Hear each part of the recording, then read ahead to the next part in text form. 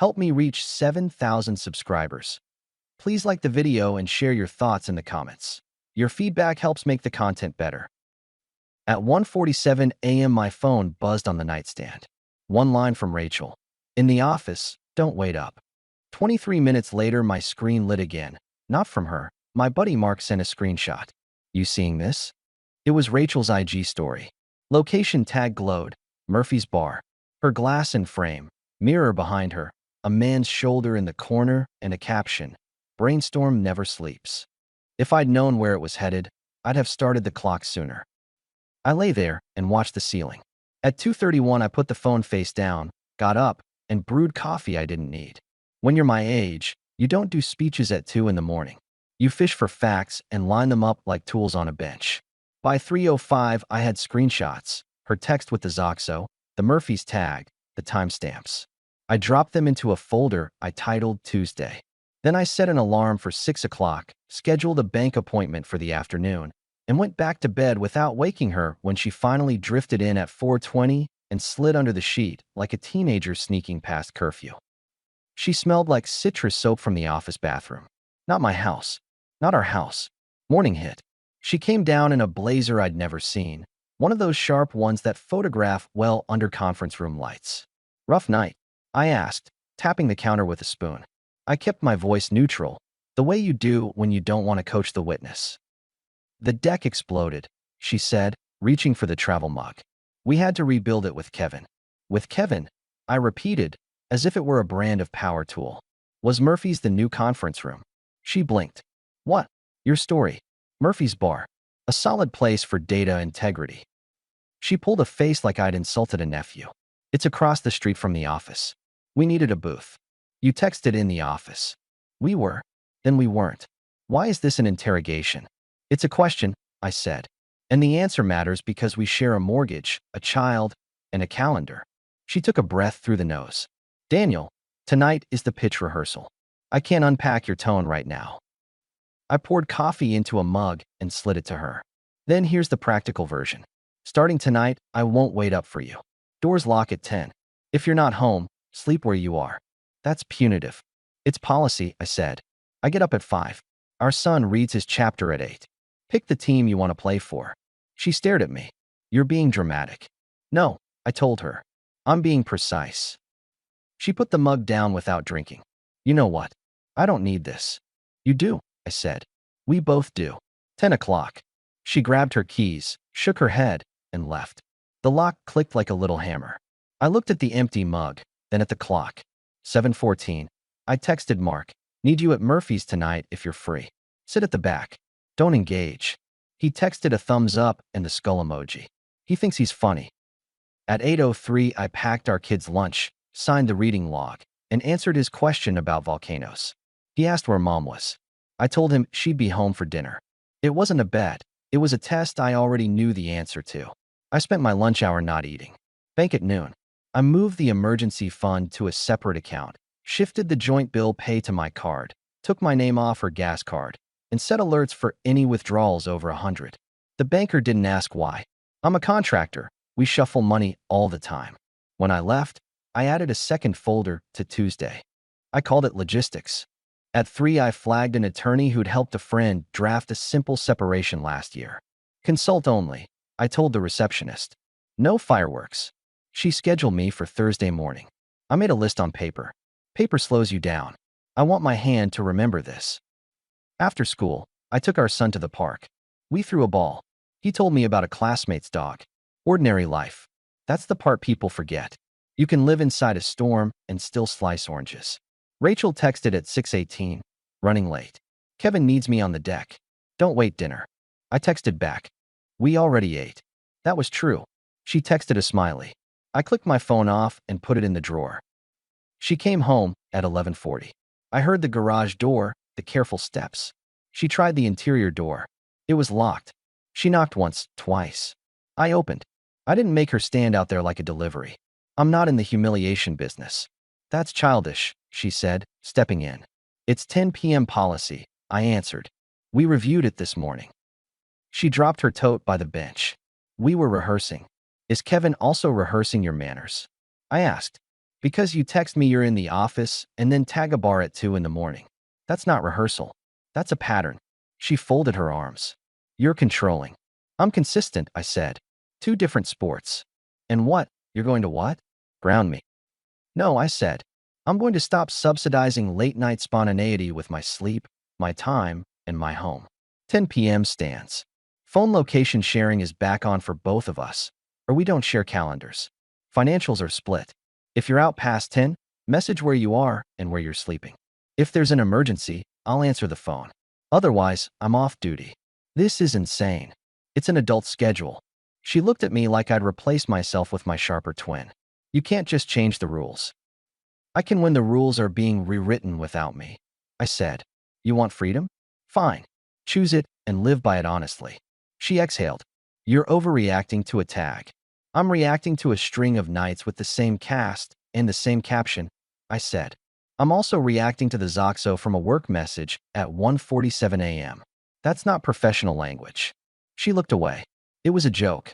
Then you won't mind if I ask your team lead how the joke lands on the company handbook. You wouldn't. Not tonight, I said. Tonight, I'm going to bed.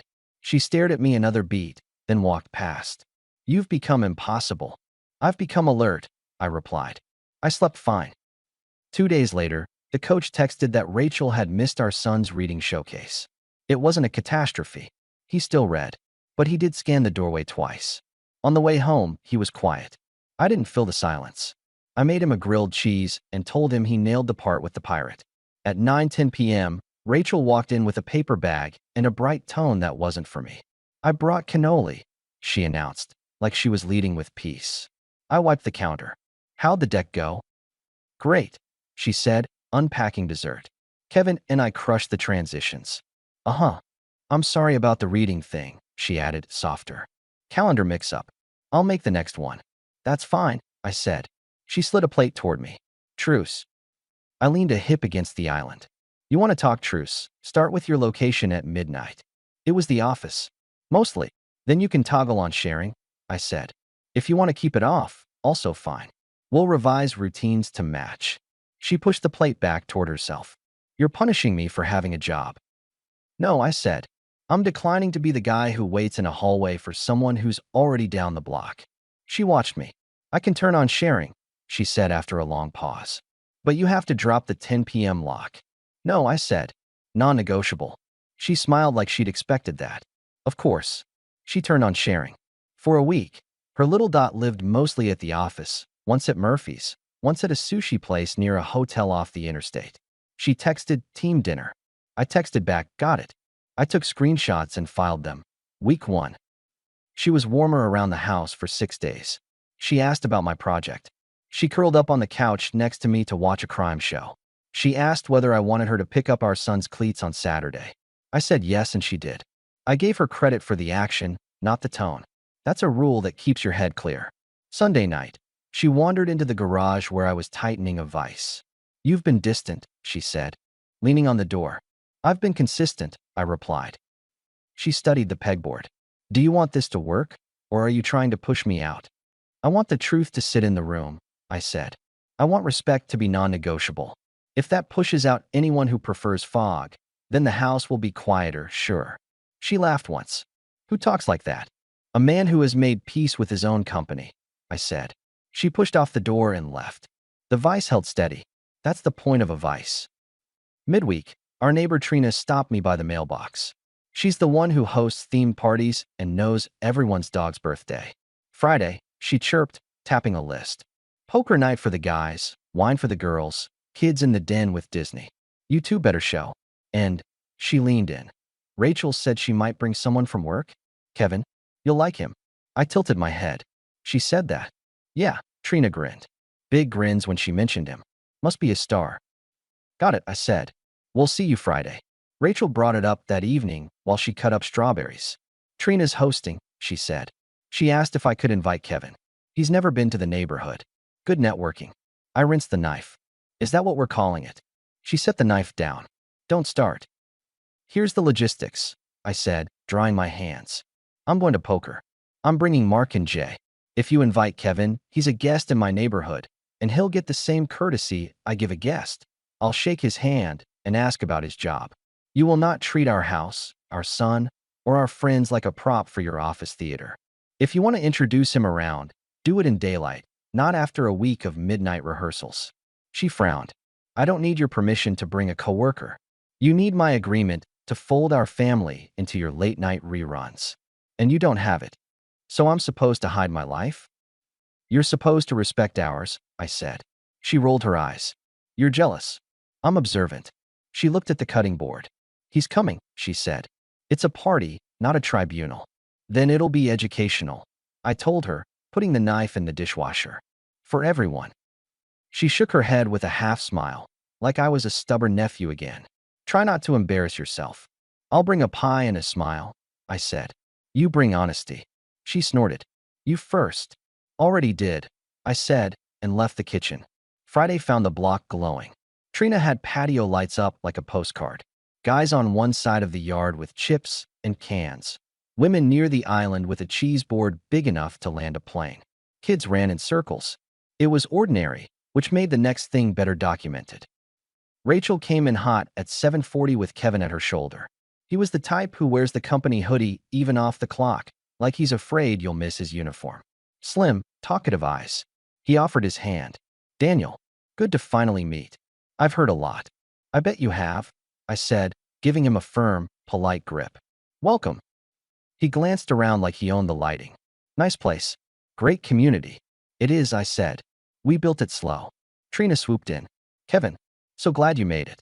Rachel says you two are joined at the hip lately. Rachel laughed a little too hard. We've been grinding, she told the group.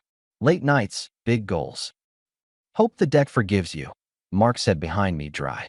Kevin took a beer from the cooler. When you're chasing something meaningful, you accept sacrifices. I met his eyes. Sacrifices are easy when other people pay them. He smiled without teeth.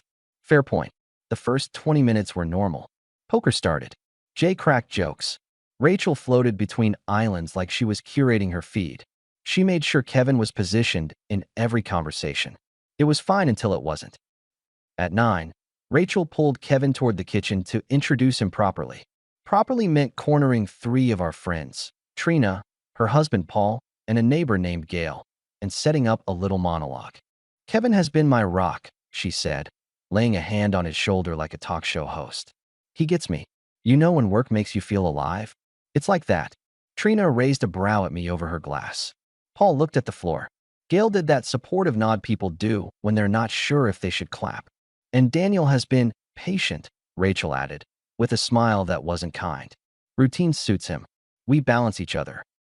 Balance requires 2 scales, I said from the fridge, reaching for sparkling water. And an honest count. She blinked. We're just talking. You're branding, I said. There's a difference. Kevin jumped in. Rachel's being modest. She's the heartbeat of the team. We're on the verge of something huge. Trina tried a soft deflect. That's wonderful. But can we not talk shop all night? Paul gets hives. Paul nodded gratefully. Rachel waved a dismissive hand. It's our life right now. Also, she turned, almost casually. We might take a quick lap to Murphy's after this. Team tradition. Right, Kev? He grinned. 1 round. Trina looked to me again, unsure. Gail found a pretzel and ate it like a shield. I set the water on the counter and spoke into the circle. Before anyone leaves, let's sync expectations. Rachel, you're welcome to stay and be part of the neighborhood party your friends planned. If you choose to leave with your coworker for a tradition, you'll do it as a guest, not a headliner. That means you don't take our friends with you like a parade. Kevin, you're welcome to enjoy Trina's hospitality. You're not welcome to use her house as a runway. Rachel half laughed. Are you serious right now? Completely, I said. Public behavior, public boundary. Kevin lifted both palms in mock surrender. Hey, I'm just here for the vibes.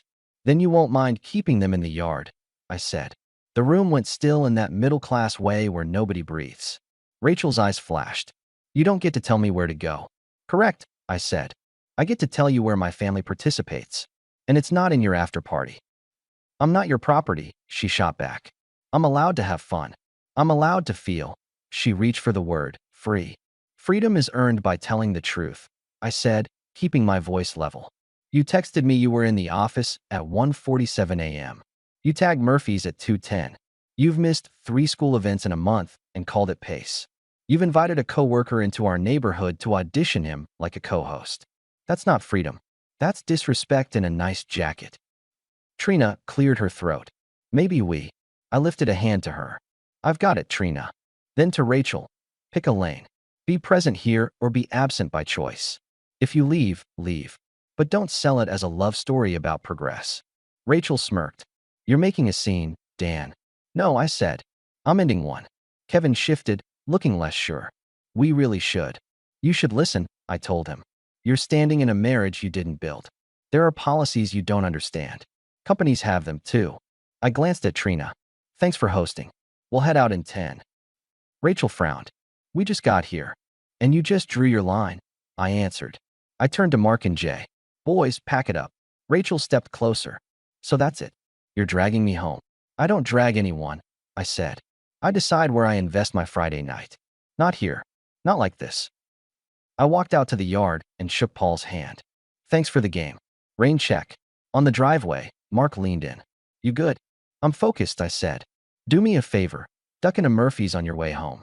If our stars show up, grab a table behind them and pretend to care about the game on TV. Text me what you see. He nodded. On it. Back at the island, Rachel stood with her chin up. Kevin stared at the backsplash like it had answers. We're leaving, I told her. You can join me or not. But I won't give you a ride to your freedom tour. She looked at Kevin, at Trina, at me. I'll get a ride, she said. Grown woman. I agree, I said. Which is why you can also figure out where you sleep. I thanked Trina and walked out. 10 minutes later, I had our son buckled in the car, the leftover brownies in a container, and a plan. I put our kid to bed and called the attorney's office voicemail. It's Daniel. I'd like to move Thursday's consult to tomorrow at 9, if you can. I'll be early either way. Then I opened my laptop. I started a document, timeline. I listed dates, times, tags, messages. I clipped in the screenshots. I kept it factual. No adjectives. I saved it to a cloud folder I shared with myself at a backup email. At 10:38 my phone buzzed. Mark, Murphy's. Corner booth. Her and Hoodie. Laughing. He ordered fries at 10:29. She's saying we're aligned. He touched her elbow twice. No one else from team here. I texted thank you and turned the phone face down. At 11:52 Rachel texted, staying at Anna's. Don't wait. I added it to the timeline. Then I sent a short email to a work address that wasn't hers. Subject, workplace conduct concern. Body, hello, I'm reaching out as a spouse. I have questions about after-hours conduct between a team lead and an employee that may implicate policy. I prefer to handle privately and professionally. Can we speak Monday? Daniel Gray. I used their company's general HR portal listed on the public site. No accusations. Just concerns and receipts ready if they asked. Then I shut the laptop and slept like a man who'd already decided. Morning, 8:03, pancakes. Our son asked if Mom would take him to soccer.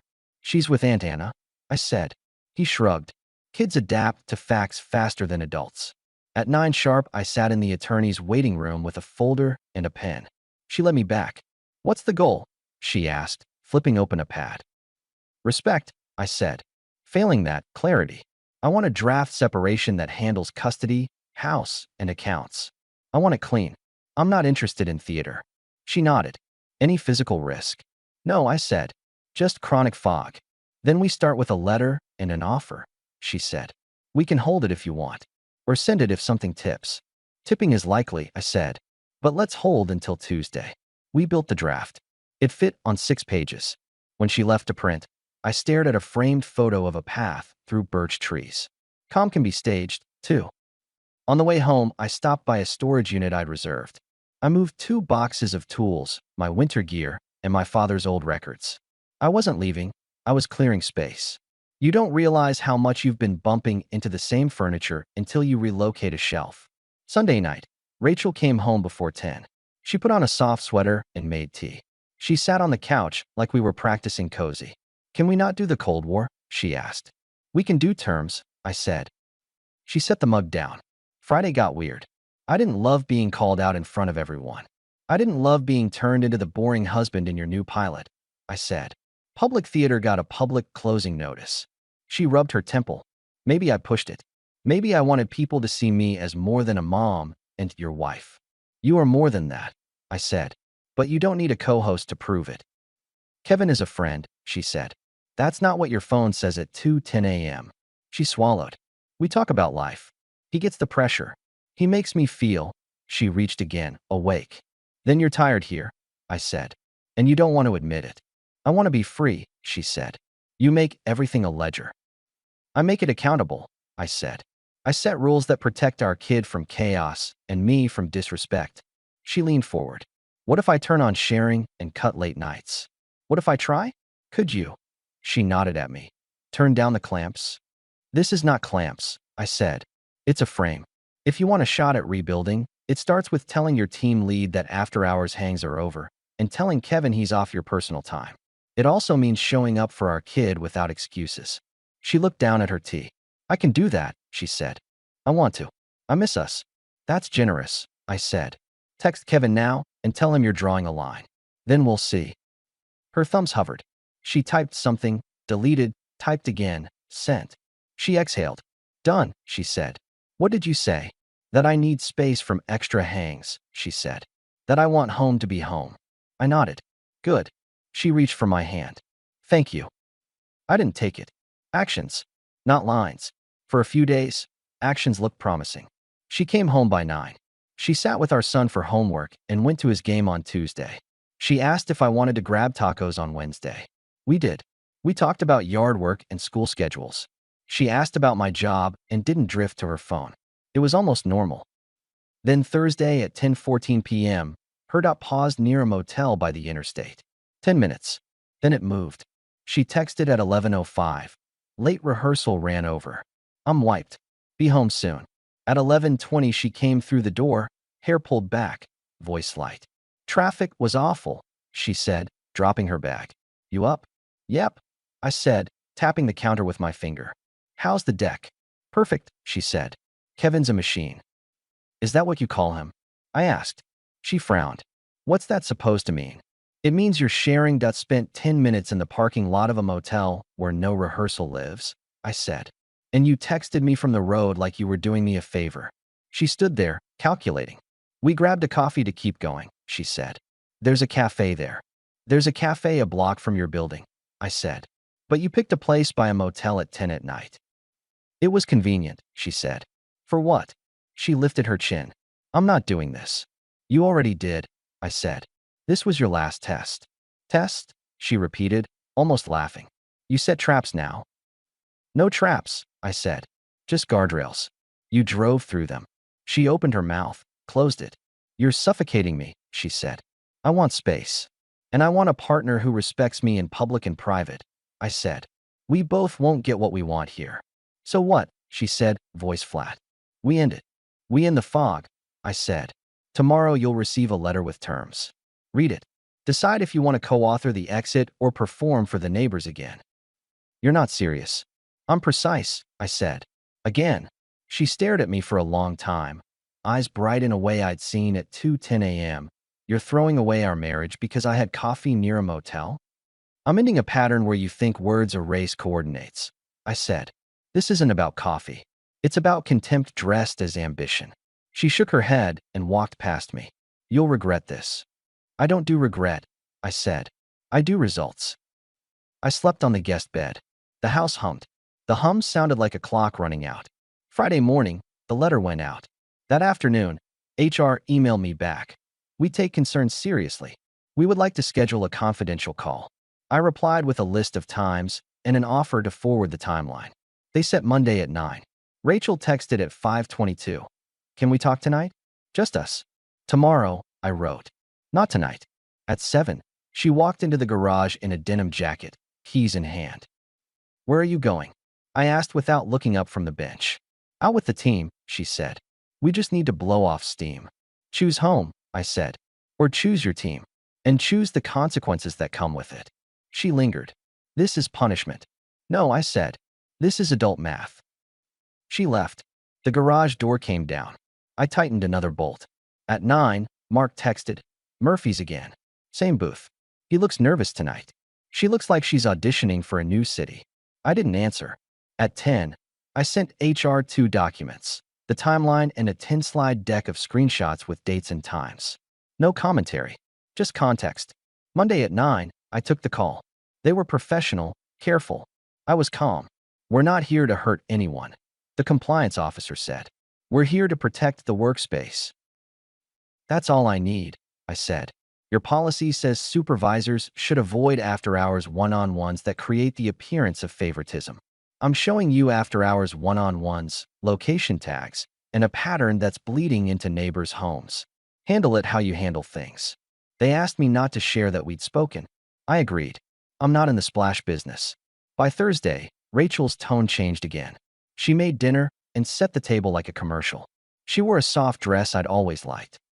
Let's reset, she said, pouring water. I can change the deck schedule. I can ask to shift teams. I want this to work. You've had 2 resets, I said. Both ended in a motel parking lot. She forced a laugh. It was 10 minutes. It was enough. She leaned forward. I'll prove it. I'll step back from nights. I'll stop the after-party runs. She swallowed. I'll distance from Kevin. That's the right thing, I said. But I'm not continuing this marriage.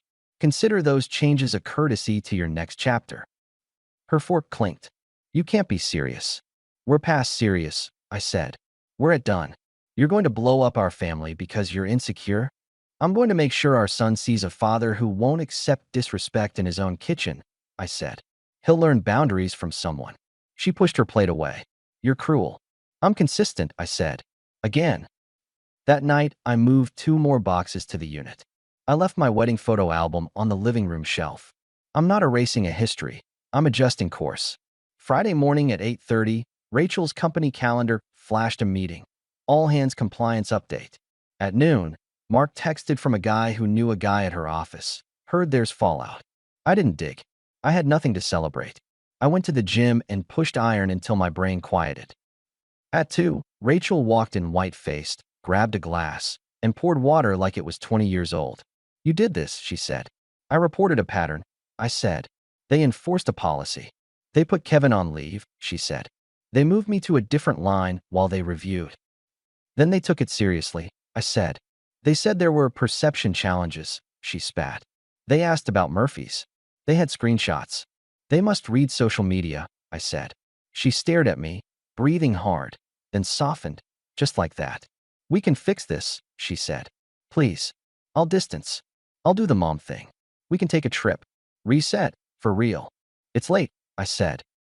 It doesn't have to be, she insisted. We have years, Dan. We have a family. We have a house, I said. For now. She reached for my arm. Please. I'm not a man you beg, I said. I'm a man you respect early, or you lose late. Tears sat in the corners of her eyes. She wiped them hard, angry at them, angry at me. You want to ruin me. I'm not interested in you ruined, I said. I'm interested in me whole. She looked past me at the living room where our son's Lego set crouched on the carpet like a small city. What do we tell him? The truth he can handle, I said. That mom and dad will live in 2 places, and he's not a referee. She shook her head, bitter and small. You think you've won. There's nothing to win, I said. Only standards to keep. Her shoulders settled. Fine, she said. Send your letter. I'll see you at mediation. No mediation, I said. Agreement or not, we're done. We'll sign and file, then divide the Saturdays. No theater. She walked to the hallway and stopped. You'll miss me. I'll miss who you were, I said. And who I was around you. Both have left the building. She went to the bedroom and closed the door. The latch clicked with that little hammer again. The weekend was logistics.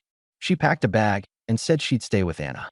I boxed up the rest of my tools and a few framed photos I wanted for the office.